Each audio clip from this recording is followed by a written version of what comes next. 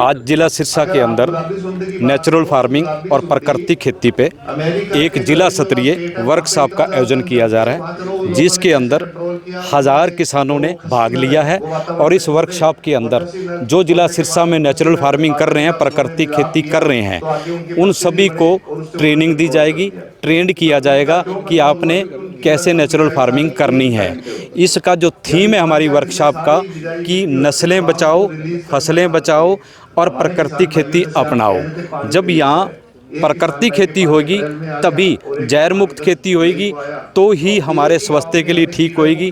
क्योंकि जो भी उत्पादन हो रहा है उसमें जहर ना हो, हमारे स्वास्थ्य के लिए ठीक रहे, इसलिए ये प्राकृतिक खेती को बढ़ावा दिया जा रहा है। इसी स्कीम में, इसी आज की वर्कशॉप के अंदर जिन्होंने पराली प्रबंधन पे अच्छा काम किया है, जिस तरह हमारे ज़िला सिरसा में 4 विलेज जोड़नाड़ी, मल्लेका और मंगाड़ा और इसके अतिरिक्त देसू मलगाना, 4 गांव जो हमारे रेड विलेज थे वो ग्रीन विलेज हुए हैं, उसमें 0 बर्निंग रही है। उन गांव की पंचायतों को सम्मानित किया गया है। इसके अंदर जो नेचुरल फार्मिंग कर रहे हैं जिला सिरसा में, उन किसानों को भी सम्मानित किया जा रहा है। इसके अतिरिक्त जो सीआरएम में जिन किसानों ने अच्छा काम किया है उनको भी सम्मानित किया गया है। प्राकृतिक खेती की अगर बात करें, प्राकृतिक खेती के लाभ क्या हैं? प्राकृतिक खेती जहर मुक्त खेती है, जो हमारे सेहत के लिए आज के समय पे बहुत ज़रूरी है। आपने देखा होगा कि पैदावार के अगर हम पैदावार को देखें, प्रोडक्शन के हिसाब से हम अव्वल हैं, नंबर 1 हैं, लेकिन जो हम उत्पाद कर रहे हैं वो खाने योग्य है या नहीं है, यहाँ बड़ा सीरियस मैटर है। तो अगर हम प्राकृतिक खेती करेंगे तो वो हमारी सेहत के लिए लाभमंद होगी, जहर मुक्त खेती होगी, जिससे हमारी फसलें भी बचेंगी और आने वाली नस्लें भी बचेंगी।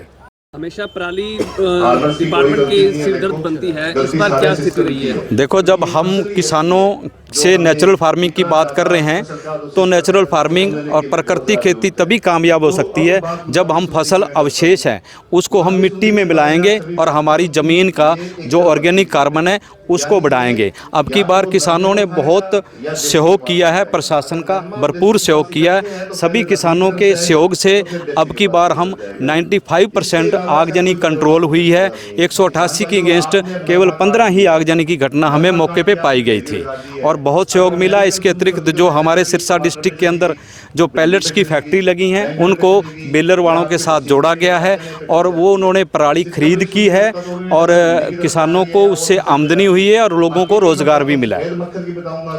लास्ट सवाल है, इस बार पराली कम चली है लेकिन दिल्ली में प्रदूषण अब भी है।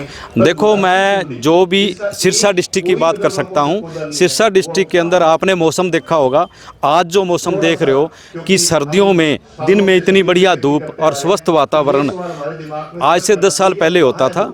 ये जो सिरसा के अंदर हमने ये पराली जो जलती थी जिस पे रोकथाम हुई है, कंट्रोल हुआ है, ये इसी का रिजल्ट है और किसानों ने भी सहयोग किया है। और आप लोगों, पत्रकार, मीडिया, जितने भी हमारे साथी थे जिन्होंने आके प्रचार प्रसार किया है कि आग लगाने से क्या नुकसान होते हैं और आग ना लगाने से क्या फ़ायदे होते हैं, ये सब जो हमारा कार्यक्रम था, जो माइक्रो लेवल पे हमारी जो प्लानिंग बनी थी, कमेटियां बनी थी, उसका रिजल्ट है कि सिरसा डिस्ट्रिक्ट के अंदर आगजनी की घटना नाम मात्र रही है। मतलब पराली का प्रदूषण नहीं है? बिल्कुल, यहाँ सिरसा में पराली का प्रदूषण नहीं है।